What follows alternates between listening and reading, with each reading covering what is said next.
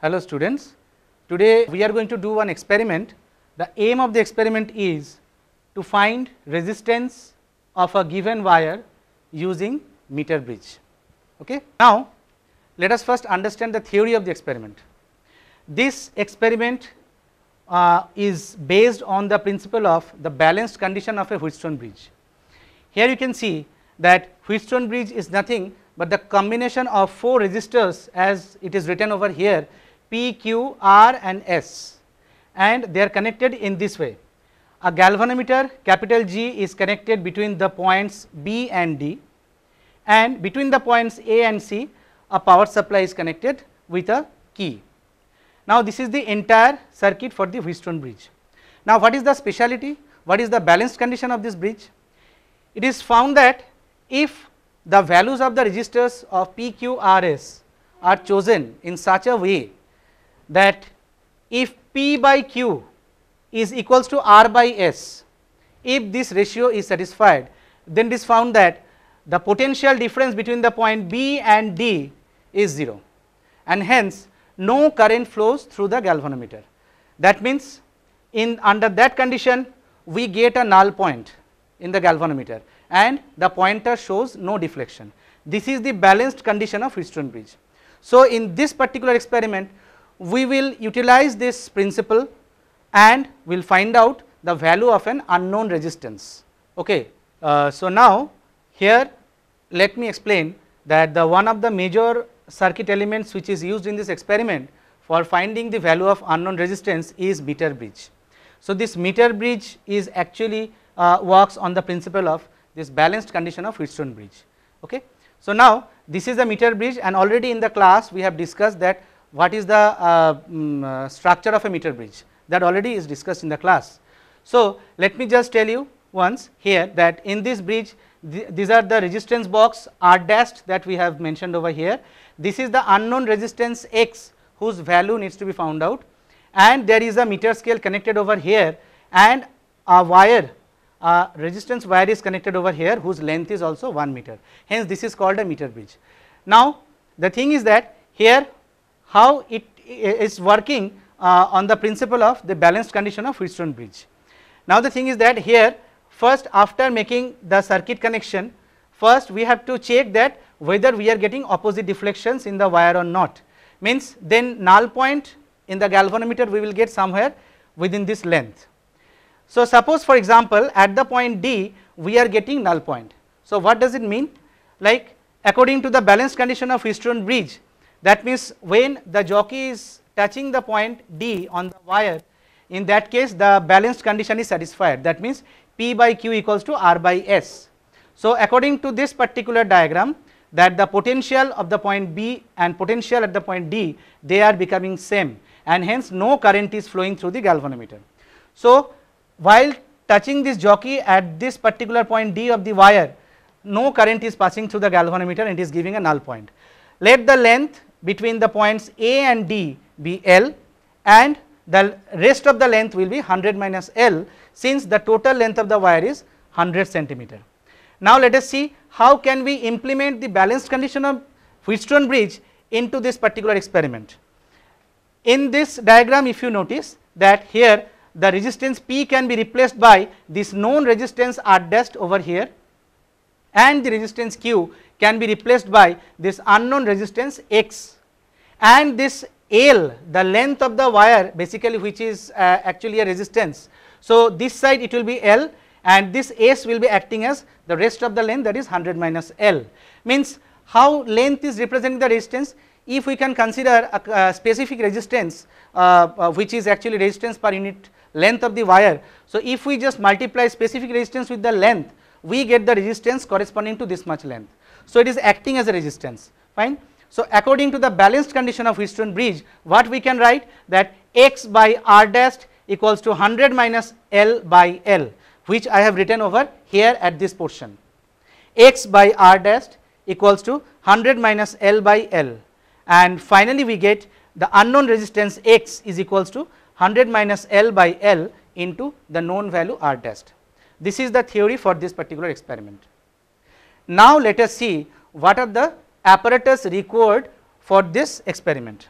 So, First is a wire of unknown resistance whose resistance we are going to find out.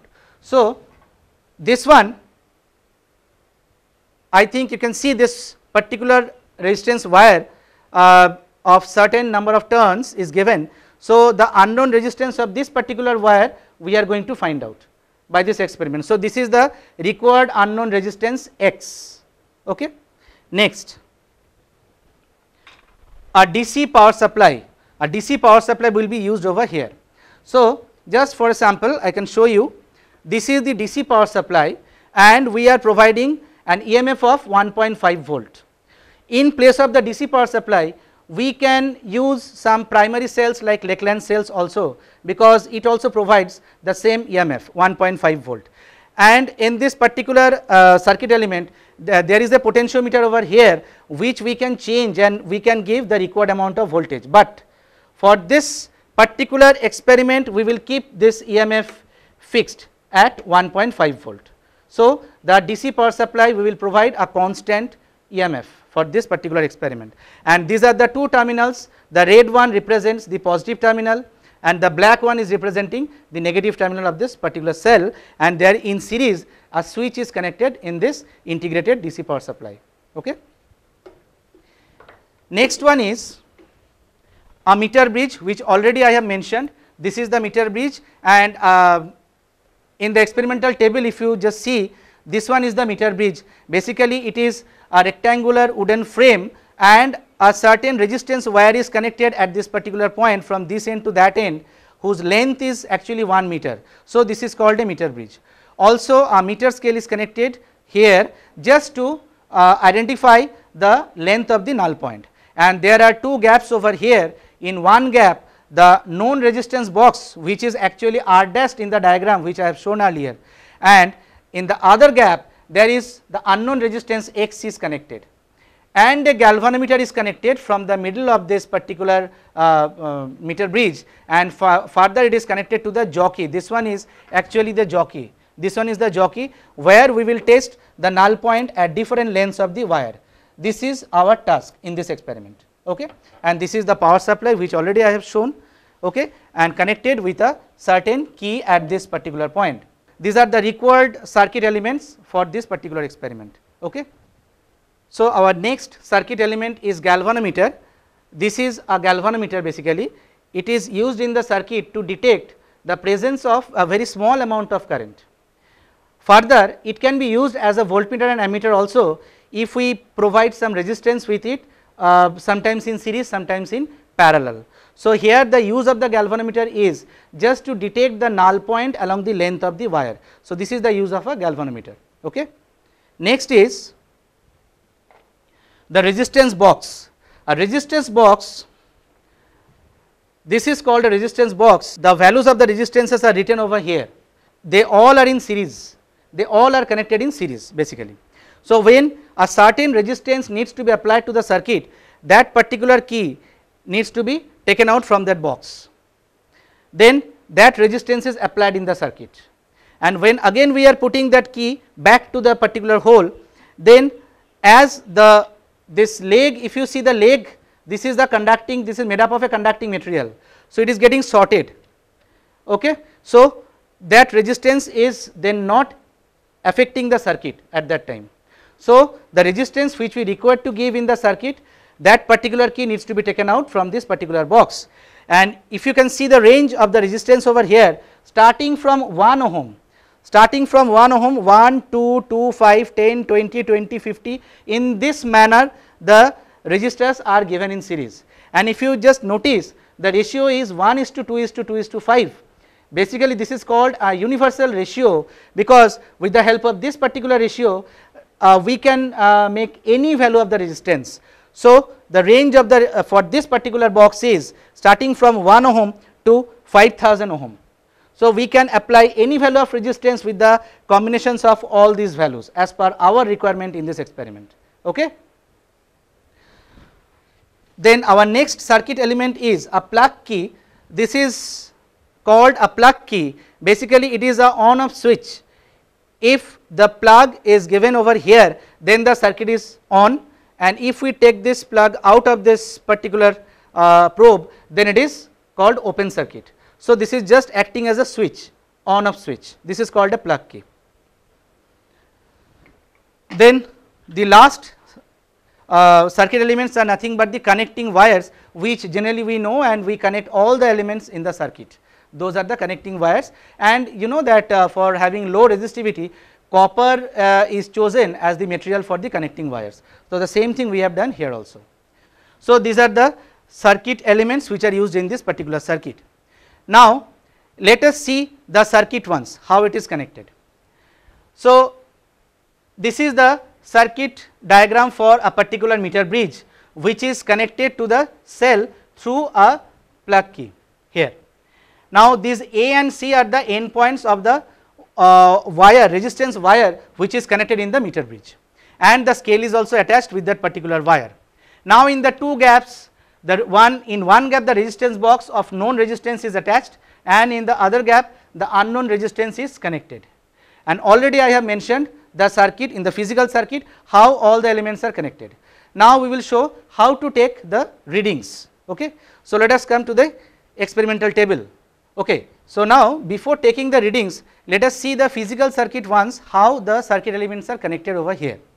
So, if we start from the positive terminal of the cell, this is connected to one end of the meter bridge. After that, in the gap of the meter bridge, the resistance box of known resistance R dash is connected. In the next point, we can see the galvanometer is connected from here to the positive terminal, and from the negative terminal the jockey is connected, which will help us to find out the null point along the length of this particular meter bridge wire. In the next gap, we can see that an unknown resistance is connected in the meter bridge. Now, if we see from the negative terminal of the battery, it is connected to another end of the meter bridge through a certain plug key. So, this is the entire circuit elements which are connected in this particular circuit. Okay. Now, let us see how to take the readings over here.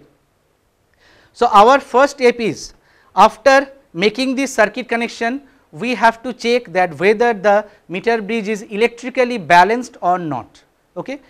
After that, we can start taking the readings. So, here how will you check that? First, we have to switch on this power supply. So, we have switched on the power supply over here, and you can see that the EMF supplied is 1.5 volt over here. Now, we are not taking out any resistance from the resistance box. Under this condition, we have to check the null points at the extreme ends. We will touch the jockey at the extreme ends of the meter bridge, and just notice the galvanometer over here. We are touching on one end and see the deflection in the galvanometer. It is on the left side. Now, if I move on to the other extreme end, you see the deflection is showing on the right side. That means it is indicating that the circuit is correct and this particular meter bridge is electrically balanced. That means we are going to get the null points for further change of the resistances in the resistance box within this particular length of the wire only. Okay. So, this is the first job to do. After that, we can start taking the readings. So, for the first reading, first I am taking out a resistance of 2 ohm from this particular resistance box. So, now we can say the value of R dash that I have chosen for the first observation is 2 ohm. So, that I am going to write in the observation table given over here. So, that is 2 ohm. This is our first observation. Now, we have to search the null point along the length of the meter bridge wire. So, let us see how it can be done. So, we have this jockey. With the help of jockey, we will search along the length of the wire, and we will find out that particular point on the wire for which the galvanometer will show no deflection. So, please observe this one carefully. Okay. So, after switching on this particular power supply, we are providing a EMF of 1.5 volt. Now, I have taken out this particular resistance, as I told earlier, 2 ohm resistance has been taken out. Now, let us see where we are getting the null point. Now, observe this carefully. We are getting deflections over here. Now, we started getting deflections in the opposite direction.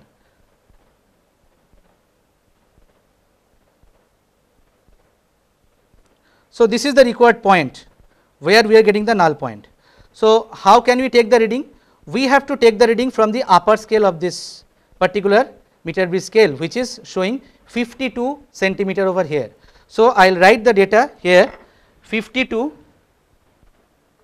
centimeter, this one is the value of L. So, 100 minus L will be 48. Now, using the formula for x which I have mentioned over here, that x equals to 100 minus L by L into r dash, we can calculate the value of x1, that is the first value of the unknown resistance. This way we can repeat other readings by choosing different values of r dash. After that we can take 2.5 ohm, after that we can take 3 ohm. This way by changing the value of r dash we can have different values of L and different values of 100 minus L, and hence we are going to get 4 values of unknown resistance x1, x2, x3 and x4.